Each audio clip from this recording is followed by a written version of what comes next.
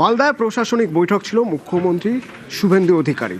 তো এই বৈঠকে যেহেতু জায়গাটা মালদা, খুব স্বাভাবিকভাবে অনুপ্রবেশ ইস্যু উঠবে।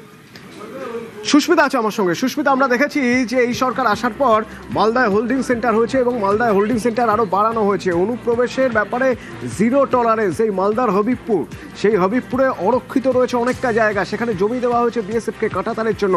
আজকের এই প্রশাসনিক বৈঠকে নিঃসন্দেহে অনুপ্রবেশ ইস্যু উঠেছে। সেখানে মুখ্যমন্ত্রী শুভেন্দু অধিকারী কি বলেছেন?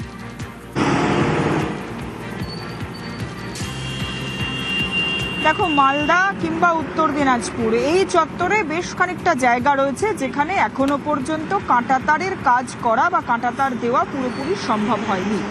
যদিও রাজ্য সরকারের তরফ থেকে, অর্থাৎ বঙ্গে পালা বদলের পর বিজেপি সরকারের তরফ থেকে ইতিমধ্যেই বিএসএফকে জমি হস্তান্তরের প্রক্রিয়া, সেই প্রক্রিয়া শুরু হয়েছে এবং জমি হস্তান্তরের প্রক্রিয়া বা লিগাল কিছু প্রক্রিয়া রয়েছে, সেই বা আইনি সমস্যা বা আইনি যে প্রক্রিয়া, সেই প্রক্রিয়া শেষ হওয়ার পরে অবশ্যই কাজ শুরু হয়ে যাবে যে বর্ধিত অংশ, সেই বর্ধিত অংশে কাঁটাতার দেওয়ার।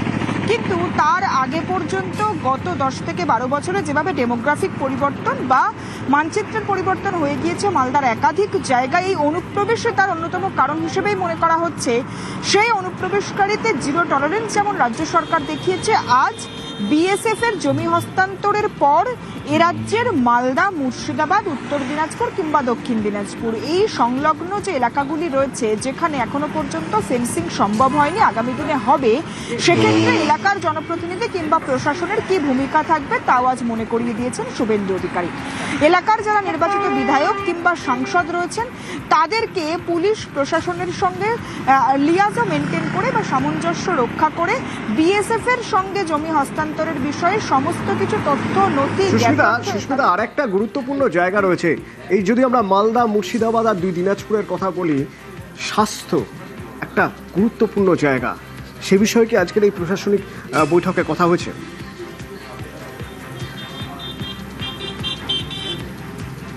দেখো, স্বাস্থ্য বলতেই বিজেপি সরকার তারা সংকল্পপত্র প্রথম বলেছিল আয়ুষ্মান ভারত। আয়ুষ্মান ভারত এ রাজ্যে কিভাবে কার্যকর হবে সেই ব্যাপারে সাধারণ মানুষের মধ্যেও বেশ কিছুটা প্রশ্ন রয়েছে। সেই প্রশ্নের কিছুটা অবসান আজ মিলেছে মুখ্যমন্ত্রী শুভেন্দু অধিকারীর প্রশাসনিক বৈঠকে তার বলা বার্তায়।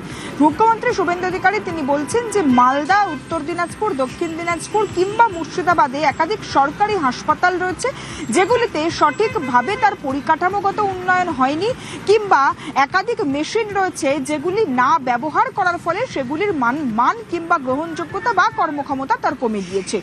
এলাকার যে সমস্ত সরকারি হাসপাতালগুলি রয়েছে সেগুলির যেমন যথাযথভাবে তার দেখভাল করতে হবে, রক্ষণাবেক্ষণ করতে হবে, তার পাশাপাশি অবশ্যই রেফার কম করুন। রেফার রোগে ভোগে এই রাজ্যের প্রায় প্রত্যেকটি সরকারি হাসপাতাল, এই অভিযোগ আজকের নয়, এই অভিযোগ গত 10 থেকে 12 বছরের। সেই রেফার রোগকে কমাতে হবে। রেফার রোগ সারান, রেফার নয়, বরং নিজেরা সরকারের কাছে দাবি করুন যে আপনার কি প্রয়োজন, আপনার সরকারি হাসপাতাল, আপনার এলাকার হাসপাতাল, আপনার এলাকার স্বাস্থ্যকেন্দ্র উন্নতির জন্য কি দরকার, সরকার পাশে রয়েছে, সরকার সহযোগিতা করবে এবং এলাকার মানুষের স্বাস্থ্যের দিকে, স্বাস্থ্যকেন্দ্রের স্বাস্থ্যের দিকে অবশ্যই নজর দিতে হবে প্রশাসনকে, জনপ্রতিনিধিকে। সেই বার্তাও আজ দিয়েছেন মুখ্যমন্ত্রী। সুস্মিতা, আমি যদি মালদা আর মুর্শিদাবাদের কথা বলি তাহলে প্রথমেই যেটা মাথায় আসবে তা হলো যে বর্ষা আসছে, নদী ভাঙন, ওদিকে ভূতনির চর, ওদিকে রতুয়া, শামশেরগঞ্জ, মানিকচকের বিস্তীর্ণ এলাকার মানুষ নদী ভাঙনের কবলে সব কিছু হারিয়ে ফেলেন। নদী ভাঙন রুখতে, এই নদী ভাঙন রোখার জন্য প্রশাসনিক বৈঠকে আজ কি কথা হয়েছে, মুখ্যমন্ত্রী কি নির্দেশ দিয়েছেন?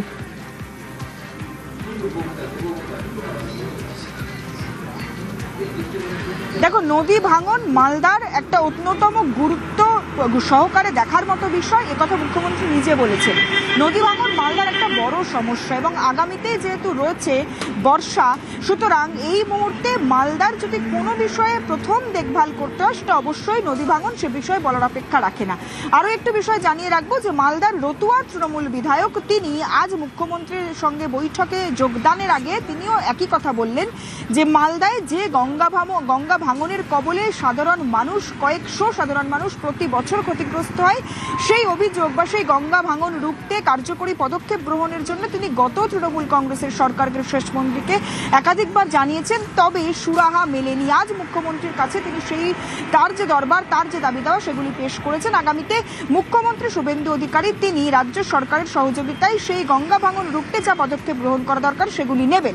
তবে এই প্রশাসনিক বৈঠকে মুখ্যমন্ত্রী শুভেন্দু অধিকারী অধিকারী তিনি নির্দিষ্ট করে বলেছেন যে গঙ্গা ভাঙন রুখতে কেন্দ্রীয় সরকারের প্রকল্প রয়েছে, কেন্দ্রীয় সরকার কর্তৃক সেই প্রকল্পের অন্তর্ভুক্ত হবে এ রাজ্য, যেখানে 50% অর্থ দেবে কেন্দ্র এবং 50% দেবে রাজ্য, যার ফলে গঙ্গার পার হবে বাঁধা পাকানো এবং অবশ্যই গঙ্গার তীরবর্তী যে সমস্ত এলাকা রয়েছে সেগুলিও যাতে ভাঙনের কবলে বা গঙ্গার করাল গ্রাসে না পড়ে সেগুলিও যাতে ভাঙনের হাত থেকে রক্ষা করা যায় সে বিষয়েও একাধিক যে প্রকল্পের সহযোগিতা কেন্দ্র এবং রাজ্য দুই মিলিয়ে সেই সমস্যার সমাধানও হবে। আগামী বর্ষায় অন্তত মালদাবাসীর গঙ্গা ভাঙন বা একেবারে বন্যার কবলিত হয়ে পড়ে যে আশঙ্কা বা জীবন ধারণের সমস্যার যে সৃষ্টি হয় সেই সমস্যার যাতে সম্মুখীন না হতে হয় সে বিষয়ে সদা সতর্ক নজর রয়েছে রাজ্য সরকারের এবং সেটাই আজ জানিয়েছেন মুখ্যমন্ত্রী। ধন্যবাদ সুস্মিতা।